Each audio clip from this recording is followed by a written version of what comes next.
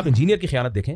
جب مجھ پہ گستاخی کا الزام لگا تو انجینئر نے مجھے فیور تو دیا کہ مفتی صاحب کینیڈا میں ہی رہو, وہیں اسائلم لے لو, یہاں نہ آؤ, آپ کو مار دیں گے, میں آپ کی زندگی چاہتا ہوں کہ محفوظ رہے. شرارت کتنی کی, کہتے ہیں بہرحال یہ گستاخی. یعنی پسے پردہ تو آپ یہ چاہ رہے ہو کہ مفتی طارق مسعود کو کوئی بم سے اڑا دے. مجھے خیال ہوا کہ یار میں نے اس آدمی کو کیسے فیور کیا ہے, لیکن انجینئر نے شرارت یہ کی ہے, مجھے فیور بھی کر رہا ہے اور ادھر ڈرامے بازی بھی چل رہی ہے. تو گستاخی ہے, تو گستاخی. نام تو ہمارے نبی نے روشن کیا ہے.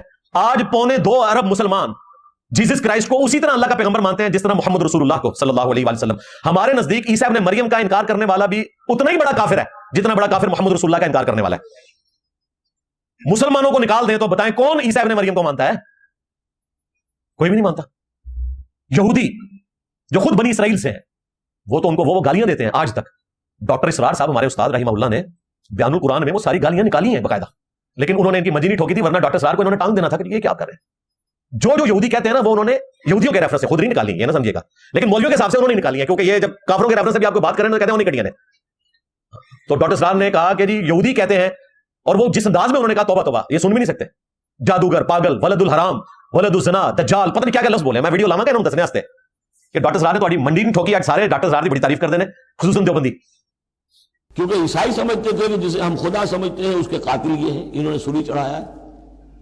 یہودی سمجھتے تھے کہ کافر جو تھا, مرتد جو تھا, جادوگر تھا, ولد الحرام تھا, ولد الزنا تھا, اسے یہ خدا کا بیٹا بنائے پھرتے ہیں. اب یہ اس قدر یعنی کنٹراسٹ ہے اتنی ایک دوسرے کے خلاف کہ ان کے اندر کوئی پوائنٹ آف میٹنگ ہے ہی نہیں. یہ تو آج کا ماڈرن دور ہے نا, لوگ ایک دوسرے کو ہیومن ڈگنیٹی میں رسپیکٹ دیتے ہیں.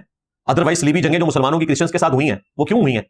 بیزنٹین امپائر جو ایسٹرن رومن امپائر تھی, ان کے خلاف حضرت عمر کو یرموک کیوں لڑنی پڑی؟ ظاہر ہے وہ نبی الاسلام کو نعوذ باللہ من ذالک جھوٹا پیغمبر سمجھتے تھے, اور اسی کے لیے شریعت کی ٹرم میں دجال کا ورڈ استعمال ہوتا ہے. بخاری مسلم میں حدیث ہے, قیامت اس وقت تک قائم نہیں ہوگی جب تک کہ 30 جھوٹے دجال نہ پیدا ہو جائیں جو دعوے نبوت کریں گے. جو پیغمبر نہ ہو اور دعوے نبوت کرے اسے دجال کہا جاتا ہے شریعت کی ٹرم میں. ادروائز وہ پیغمبر ہے. لیکن اگر آپ کہیں نہیں میں اس کو پیغمبر تو نہیں مانتا لیکن اچھا انسان مانتا ہوں, اچھا انسان ایک ایسے شخص کو جو دعوے پیغمبری کر رہا ہے اور وہ پیغمبر نہیں ہے, تو اس کا مطلب ہے تم مکاری کر رہے ہو, اچھے انسان نہیں مانتے تم, کیونکہ اس سے بڑا تو برا انسان ہی کوئی نہیں ہو سکتا کہ جو پیغمبر نہ ہو اور دعوے پیغمبری کرے. یہ قرآن میں لکھا ہوا ہے سورۃ الانعام کے اندر. اللہ تعالیٰ نے فرمایا ہے کہ اس سے بڑا ظالم کون جو اللہ پر جھوٹ باندھے اور کہے کہ میری طرف وحی آئی ہے حالانکہ اللہ نے اس کے پاس وحی نہ بھیجی ہو. 2 جگہ ہے سورۃ الانعام میں. یا پھر اس سے بڑھ کر ظالم کون جو اللہ کی آیات کا انکار کرے. یعنی سب سے بڑا دجال وہ ہوتا ہے جو جھوٹا دعوے نبوت کرے, اور اگر پیغمبر سچا ہو اور اس کا انکار کر دے اس کے زمانے میں کوئی, تو پھر وہ سب سے بڑا دجال اور کذاب ہوتا ہے. جس طرح اس امت میں ابو جہل تھا, ابو لہب تھا. آپ کو بات سمجھ آئی؟ لہذا کرسچنز اگر ہمارے نبی الاسلام کو پیغمبر نہیں مانتے تو الٹیمیٹلی پھر وہ ان کو ایک جھوٹا انسان سمجھتے ہیں جس نے دعوے نبوت کیا, نعوذ باللہ من ذالک. اور پچھلے دنوں میری جو ویڈیو انہوں نے آؤٹ آف کانٹیکسٹ کاٹی وہ تو میں کرسچنز کی فیور میں بات کر رہا تھا کہ دیکھو اسلام میں ٹالرنس